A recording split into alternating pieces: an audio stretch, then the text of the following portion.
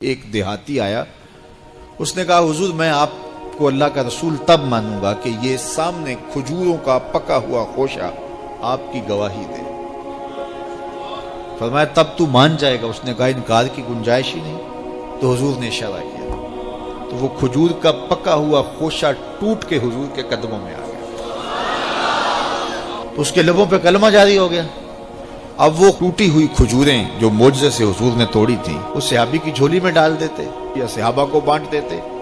وہ فخر کرتے ہم نے حضور کے ہاتھوں سے یوں توڑی ہوئی کھجوریں کھائی۔ یہ بڑی بات ہوتی، اعزاز ہوتا، لیکن حضور جانتے تھے قرب قیامت میں کمانوں سے نکلے ہوئے تیروں کے رخ موڑ دیے جائیں گے۔ اللہ اکبر۔ تو حضور علیہ الصلوۃ والسلام نے کہا کہ مان لیا؟ اس نے کہا جی میں مان گیا۔ وہ یہ بھی کہہ سکتا تھا کہ ہوا کا تیز جھونکا آیا اور اتفاق ایسا ہو گیا، جس آج کل لوگ بات کرتے تو وہ ٹوٹ کے گر گیا۔ تو حضور نے اس کھجور کے گچھے سے مخاطب ہو کے کہا تجھے جس کام کے لیے بلایا تھا وہ ہو گیا، اب واپس جا کے جڑ بھی جا۔ صرف توڑنا نہیں جانتے، جوڑنا بھی جانتے۔ اللہ اکبر۔ تو ہر دور کا فخر میرے حضور کا کوئی نہ کوئی معجزہ توڑتا ہوا دکھائی، لیکن دو دور حضور کے بڑے اہم دور تھے۔ ایک جب حضور تشریف لائے تو یہ زبان و بیان کے عروج کا دور تھا، تو سب سے بڑا معجزہ قرآن دیا گیا۔ اور دوسرا میرے حضور کا اہم ترین دور قرب قیامت کا ہے،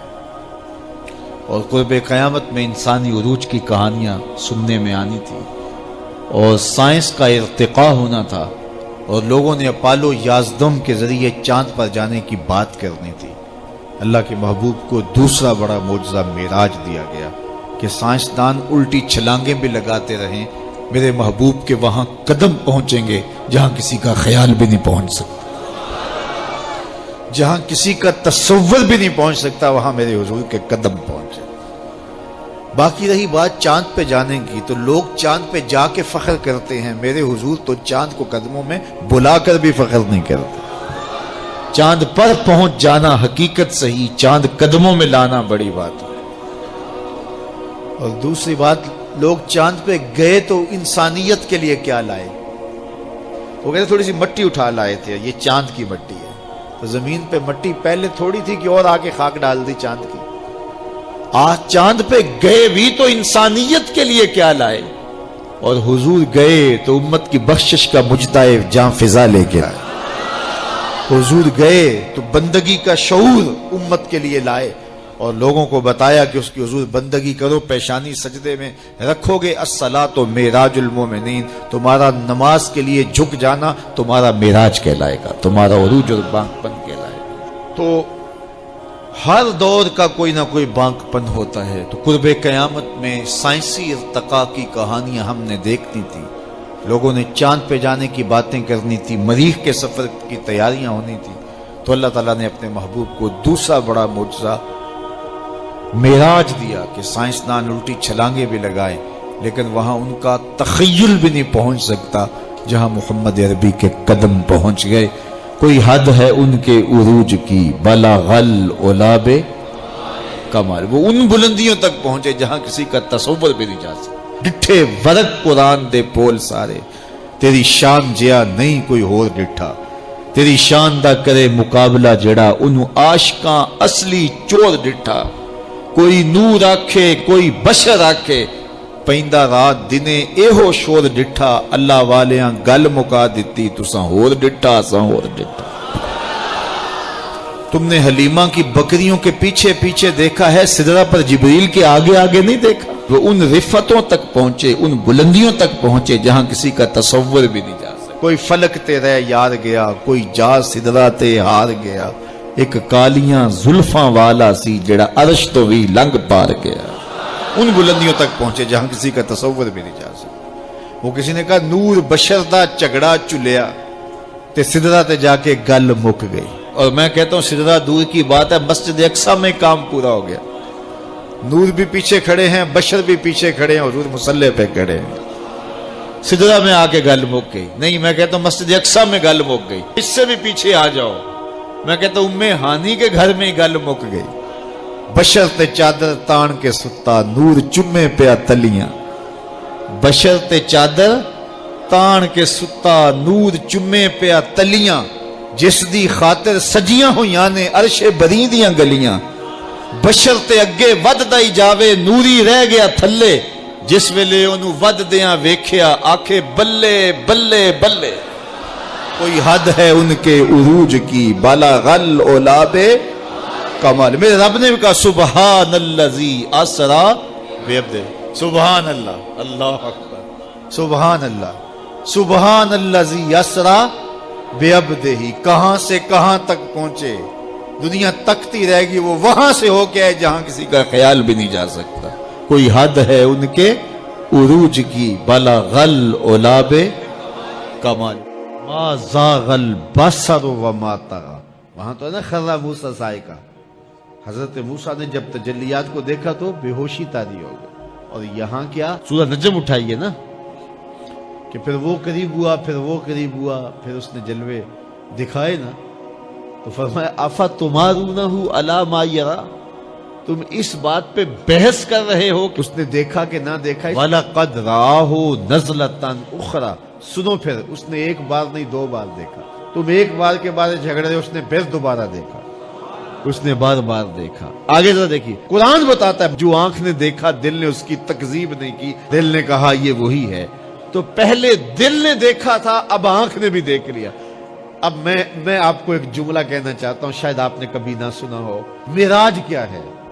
تو پوری گفتگو سے یہ خلاصہ آپ کے اندر اتار لے جو دل میں رہتا ہو وہ آنکھوں میں آ جائے تو معراج ہوتی ہے جو دل میں رہتا ہو درد بن کے رہتا ہو جس کی اڈیک ہو جس کی آس ہو جس کی امید ہو جس کے لیے تڑپ ہو جس کے لیے بے چینیاں ہوں جس کے لیے اضطراب ہو جس کو دعاؤں میں مانگا جائے جس کو تمناؤں میں طلب کیا جائے جس کے لیے منتیں مانی جائیں جس کے لیے وظیفے پڑھے جائیں جو دل میں رہتا ہو جب آنکھوں کے سامنے آ جائے تو صحیح تو معراج کہتے ہیں جو آنکھ نے دیکھا دل نے اس کی تکذیب نہیں کی اور یہاں ایک اور جملہ کہتا ہوں وہ یہ کہ دنیا پہ ہوتا یہ ہے کہ جب کوئی نظارہ دیکھا جائے کوئی منظر دیکھا جائے تو ناظر تعریف کرتا ہے نا کہ واہ واہ کیا منظر تھا آپ دنیا کے اوپر جاتے رہتے ہیں مناظر دیکھتے ہیں تو واپس آ کہتے ہیں کیا منظر تھا یہ گرمی چمکنے والی ہے لوگ شمالی علاقہ جات میں جائیں گے تو واپسی آ کے بتائیں گے کیا منظر تھا خوب پہاڑ تھے کوساروں کا رنگ کیا خوبصورت تھا پھوٹتے جھرنے بہتی ندیاں کیا رنگ تھا یار کیا موسم تھا کیا خنکی تھی کیا جمال تھا اقبال بھی گئے تھے نا اور واپس پلٹے تو کسی نے دیکھا کہ کیا دیکھ کے آئے ہو تو اقبال نے کہا من خدارا آنجا دیدم بے حجاب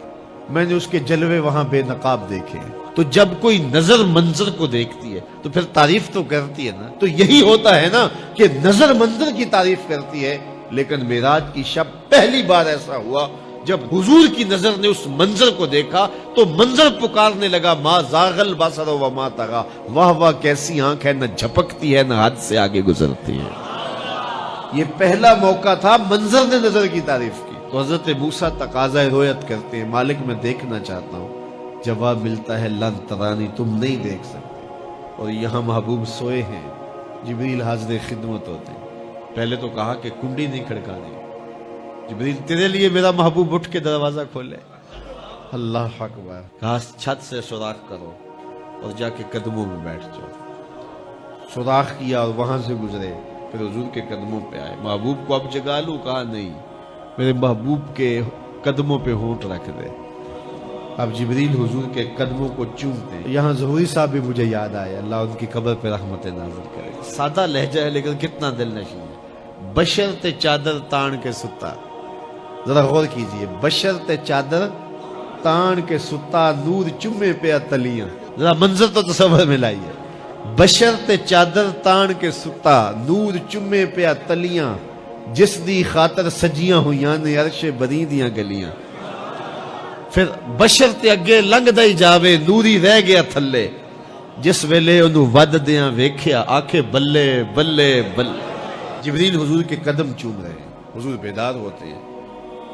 کہا جبریل کیا بات ہے تو جبریل نے کیا کہا ان اللہ حشتاکا الی لقائک یا رسول اللہ حضور آپ کا رب آپ کے دیدار کا مشتاق ہے پھر حضور کا سینہ شک کیا گیا قلب اتھر سینے سے نکالا گیا آب زمزم سے غسل دیا گیا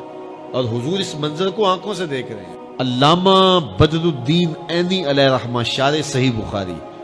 آپ نے عینی شریف میں لکھا ہے، یہ بخاری کی شرح ہے، حضور کا قلب نکالا گیا تو جبریل نے حضور کا دل دیکھا تو جبریل تو اشش کر اٹھا، واہ واہ کیسا دل ہے جس میں دو آنکھیں ہیں جو دیکھتی ہیں، دو کان ہیں جو سنتے ہیں۔ یہ حضور کا قلب اطہر ہے۔ حضور نے فرمایا صحابہ صفیں سیدھی رکھا کرو، مت سمجھو میں آگے دیکھتا ہوں، جس طرح آگے دیکھتا ہوں میں پیچھے بھی دیکھتا ہوں، میں تمہارے رکوع بھی دیکھتا ہوں، دلوں میں پیدا ہونے والے خشوع بھی دیکھتا ہوں۔